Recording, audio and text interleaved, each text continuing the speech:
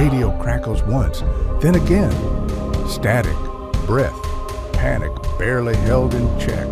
Any station, this is Lima 27. We are pinned down. Grid follows. The Marine platoon is less than a mile from the South China Sea, pressed against a ridgeline that offers no cover and no mercy. Jungle closes in on 3 sides. The 4th is open ground, already walked by enemy fire. Mortars have bracketed them perfectly. Every attempt to move draws machine gun bursts that snap branches apart like dry bones. Air support is unavailable. Weather has grounded jets farther north. Artillery cannot reach them from this angle. The map says they should not be alone here. Reality disagrees. The platoon commander keys the mic again, voice flatter now, the way it gets when a man stops hoping for options and starts counting minutes. We need fire support. Anything. Now. There is a pause, not the long, dead pause that usually follows requests like this. A short one, measured. Then a calm voice answers, steady, almost bored. This is New Jersey, shot out. 2 words most of the Marines have never heard spoken like that before. 2 words that do not belong in 1968. USS New Jersey, a battleship commissioned in 1943, a weapon designed to fight another world, another war. 90 seconds later, the jungle explodes. The first shell does not sound like an explosion. It sounds like tearing fabric stretched across the sky. A freight train ripping through the air at supersonic speed. The impact arrives before the noise, a pressure wave that slams into chests and sinuses, knocks men flat even when the blast is hundreds of yards away. The ridgeline simply vanishes. Trees are not knocked down. They are erased. Earth lifts, folds, and collapses inward. The shock wave rolls outward, rattling teeth, shaking rifles, making grown men forget to breathe. Then the sound catches up, a deep, concussive roar that feels less like hearing and more like being struck. Another shell follows, then another. Each one weighs more than a small car. Each one was fired from 20 miles away by a ship no one expected to save them. The enemy fire stops. Not gradually, not cautiously. It stops the way a switch is flipped. For the Marines on the ground, the feeling is not triumph. It is disbelief. A sudden, overwhelming certainty that whatever was hunting them a moment ago has ceased to exist. Out beyond the horizon, invisible and immovable, New Jersey continues to work. She does not hurry. She does not improvise. She executes fire missions the same way she did a quarter century earlier. Steel sliding on steel, gears turning, numbers shouted and repeated until every variable is locked. Wind, range, curvature of the earth, even the rotation of the planet itself is accounted for. Inside her fire control spaces, there are no screens, no digital displays, only dials, needles, and men who know exactly what each vibration means. This is not modern warfare. This is something older, and in the chaos of Vietnam, where jets are lost to weather, helicopters to machine guns, and artillery to terrain, this is the one thing the men on the ground learn they can trust. Because the battleship always answers. Because when New Jersey speaks, the world moves out of the way. What no one on that ridgeline knows yet is the deeper irony, that the most reliable fire support of the Vietnam War did not come from satellites or supersonic aircraft, but from a relic the modern age had already decided it no longer needed. The men on the ridgeline do not cheer. They lie still, ears ringing, hands pressed into wet earth, waiting for the impossible to happen again. When it doesn't, When no return fire comes, no movement stirs where the hill used to be, the platoon commander finally exhales and keys the radio. New Jersey, target neutralized. The reply comes back the same way it always does. Roger, standing by. Out at sea, 20 miles offshore, the battleship keeps her course. USS New Jersey is not supposed to be here. By 1968, battleships are considered fossils, too large, too expensive, too visible for the missile age. Carriers project power with jets. Submarines hide with torpedoes.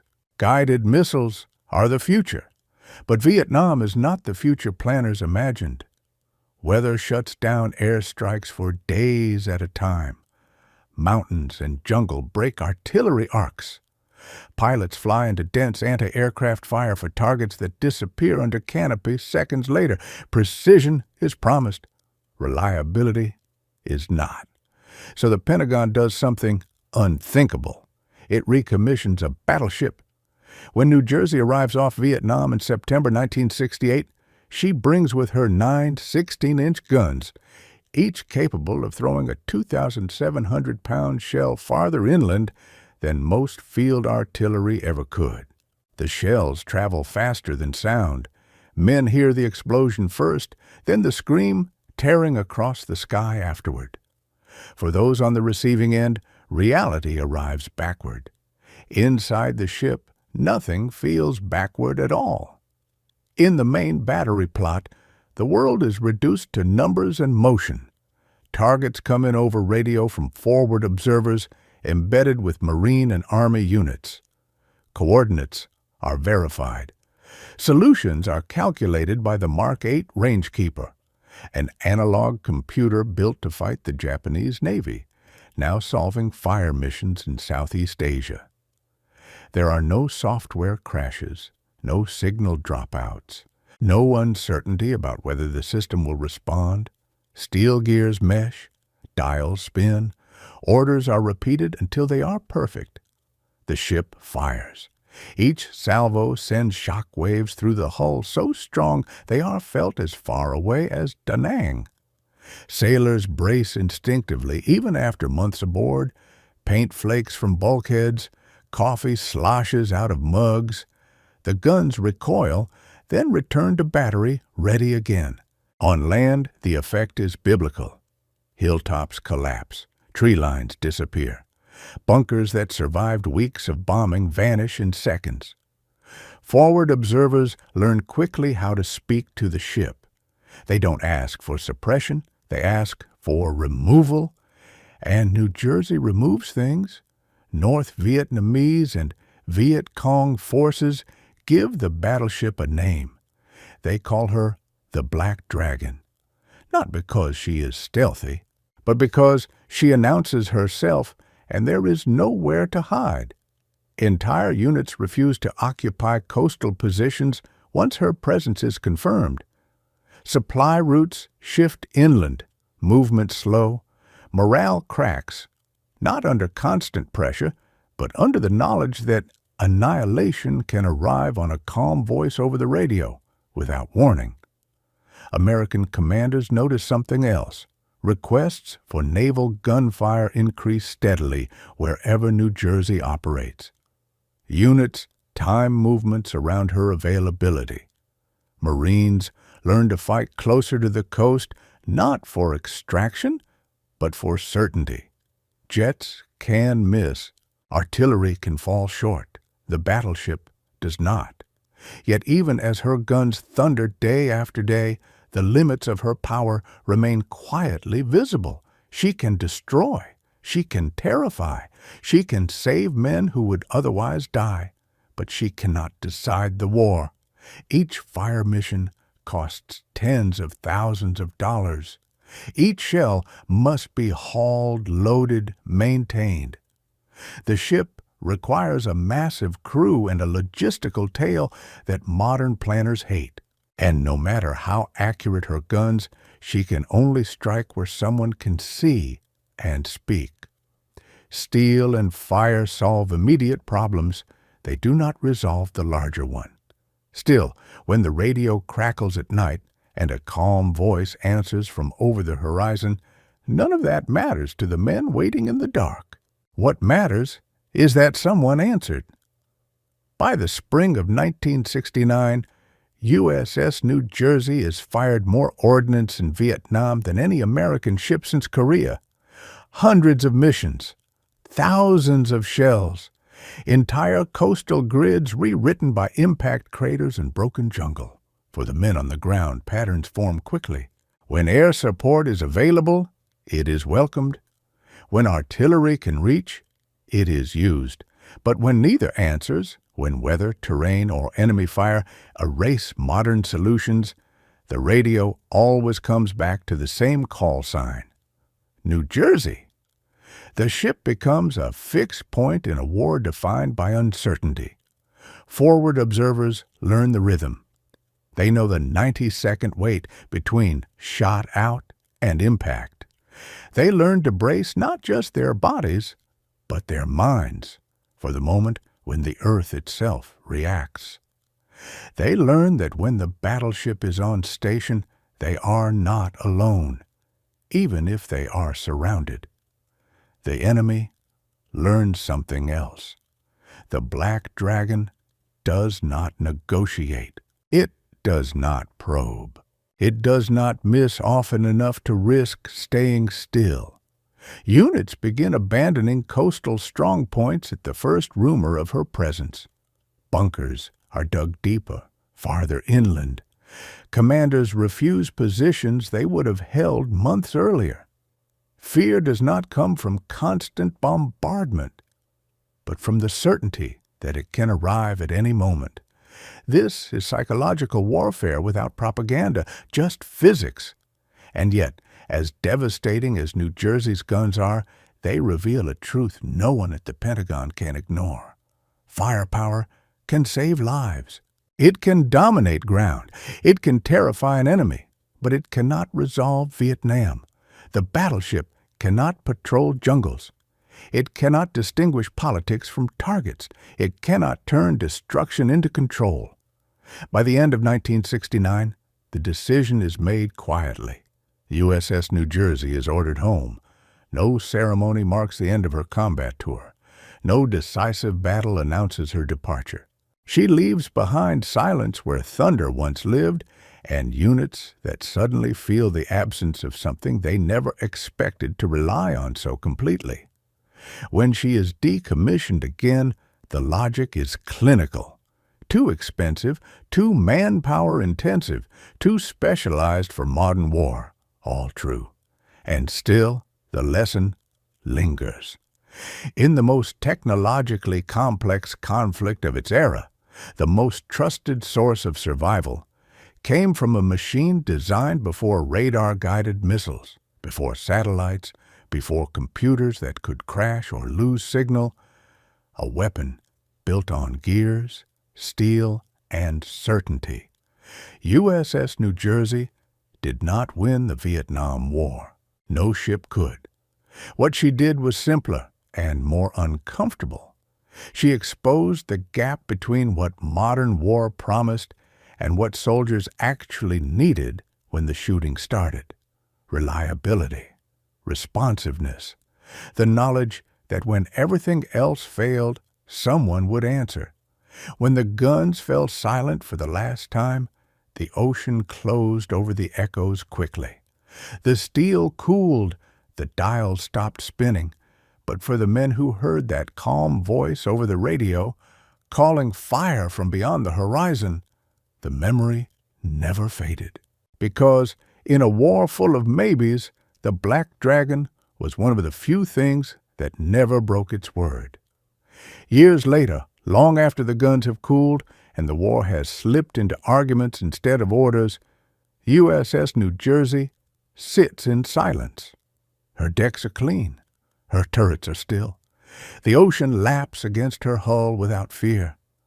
Visitors walk her passageways now. Children, veterans, tourists, running hands along steel that once shook continents of earth. They stop at the massive gun barrels and read the placards. 16 inches, 2,700 pounds, 20 miles. Big numbers, safe numbers.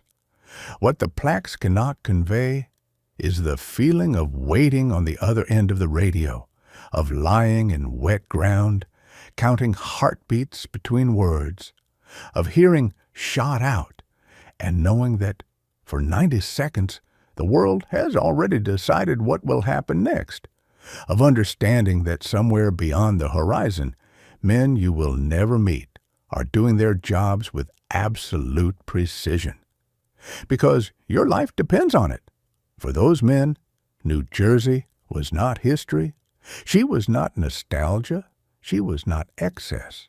She was certainty. Modern war is supposed to be cleaner than this, smarter, more controlled. It promises efficiency, precision, and minimal risk if the systems behave, if the weather cooperates, if the data arrives intact. Vietnam exposed the flaw in that promise, because when systems failed, when complexity collapsed under friction, the answer that worked was not the newest one. It was the one that had been built to survive failure. A battleship does not need clear skies. It does not need satellite lock. It does not need permission to loiter. It only needs coordinates and time. That is why she was feared. That is why she was trusted. And that is why she was ultimately set aside again.